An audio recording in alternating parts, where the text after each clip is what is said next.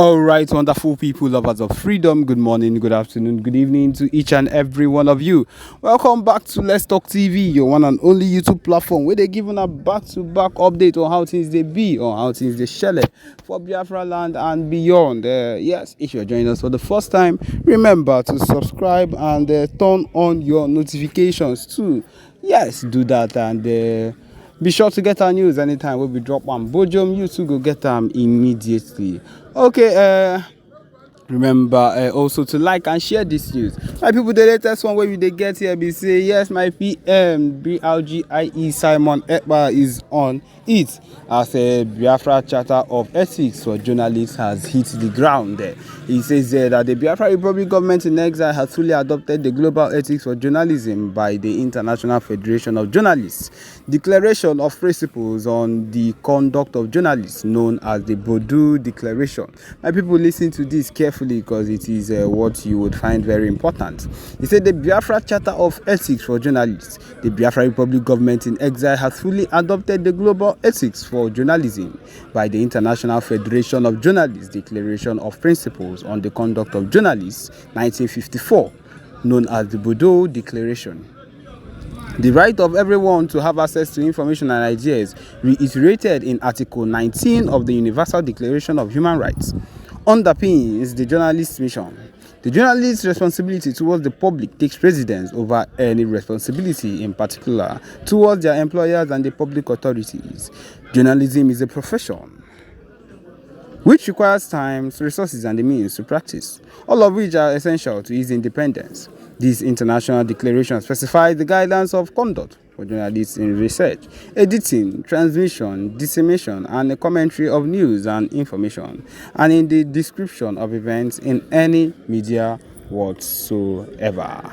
And so, my people, that is what the PM, one of the things that the PM, although it is not complete, we'll still talk about the what entails, as we have the principles, as the principles on the code of conduct and everything that happens when it comes to it. And my people, I would like to let you know that everything that comes up is that concerns the code of conduct, and everything that concerns it is very, very impressive and very, very important, as we all know that whatever it is that we've decided to do here that concerns the movement, the Biafra movement and the Biafra Liberation Army, everything is something that has always been looked forward to at the moment, and we thank you. We actually want to let you all know that the situation of things has always been this way, and we look forward to the movement of the PM BRGIE Simon Ekpa doing the most in everything. My people, going into the principles on the code of conduct, he said that the respect for the facts and the right of the public to truth is the first duty of the journalist. My people, this you will see that in our own time there will be no particular issue that we would have with anything that concerns the code of conduct or the rights where journalists can be coerced in this particular country or state we call Nigeria, that we have a whole lot of issues happening here and there.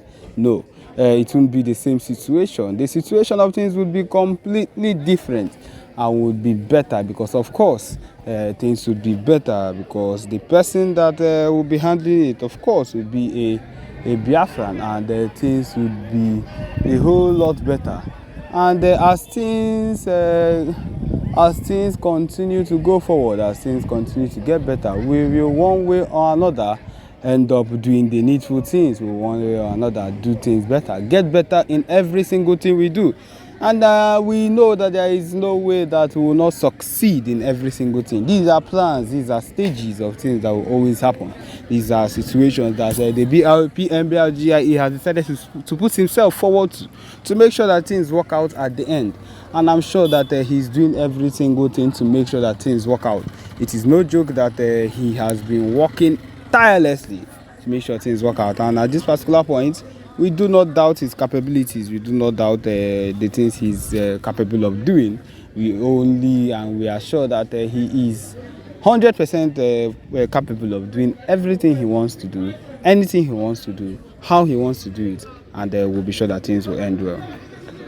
Because of course, but then if it's possible to have, or you already have, then safe to say that you are one of the people that is already ready and um that is already ready for the battle that is coming up soon. So my people, be ready, because you do not know what will be happening soon. Okay, on that note, where Obasanjo himself just came out and made some kind of comments, my people. Yes, he just came out and made some kind of comments concerning the civil war.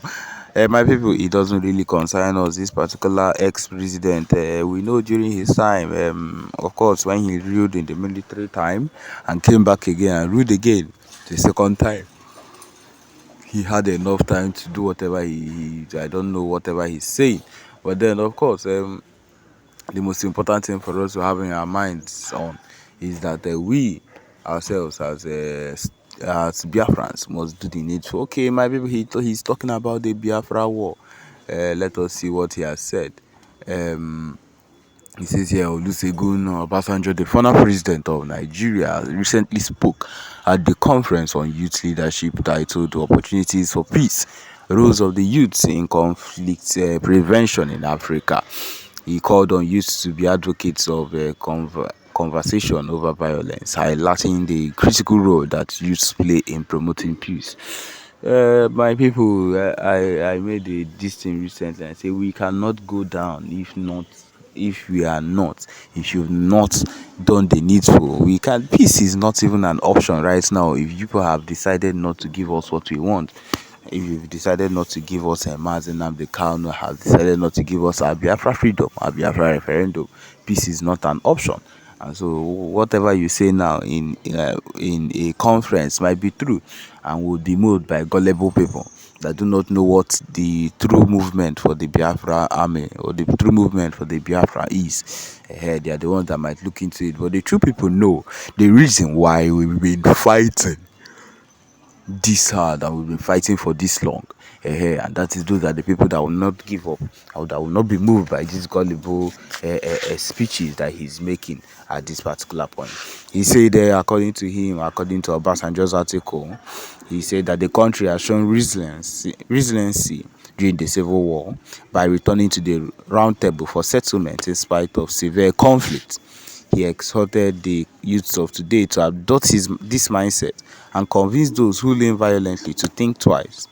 Additionally, he emphasizes the significance of fostering a culture of peace and empathy in the next generation. In Obasanjo's words, during the Civil War, we killed ourselves mercilessly and destroyed our best facilities, but we still came back to the round table to get the challenge resolved. Youth must develop the culture of peace, the culture of humanness, the culture of living the way God wants us to live. Okay, so now this is what he is advising them to do. But then to do what is needful, we Biafrans have always been people of peace. We have always wanted peace in our lives. Every single thing about us has always been about peace. We are not people of war. We do not want war. We have never ever wanted war. But then it is the situation people put us into that make us want to lean to war. Yeah, of course, that is the situation. We are not people of war. I don't know if he's trying to say that the war and everything that is happening now is how. No. The youths of nowadays, the Biafrans of nowadays, are leaning into war because that is what they have pushed us into. Because that is the situation they have pushed us into. We did not just wake up one day and decide to wake up and push ourselves into war. The reason why the Nigerian army and the Biafra Liberation Army, the BLA, are clashing 24/7 is because of the fact that they have refused to do the needful. They have refused to release our leader, Ohamadike Mazen Nnamdi Kanu. Yes, that is why we are leaning into war. They have refused also to give us what we've been asking for the longest of times after the civil war. I believe you me, if they have given us what they want instead of leaning into the civil war, my people, I do not think we would have been here by now. I believe everywhere we would have been on their own. They would have been on their own.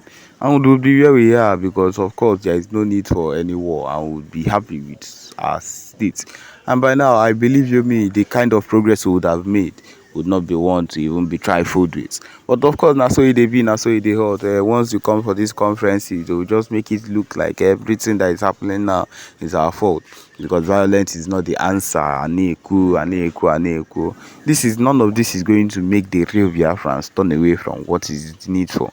The people that cannot be turned, cannot be swayed by these gullible talks, they know the real fight, and they are not going to give us. And so on that particular note, nothing of such can make us give up on our fight or stop doing whatever it is we've been doing ever since. And so because of that, we'll keep on fighting and doing the needful no matter what. So yes, my people, this is where we've come to the end of this particular broadcast. Thank you for joining us.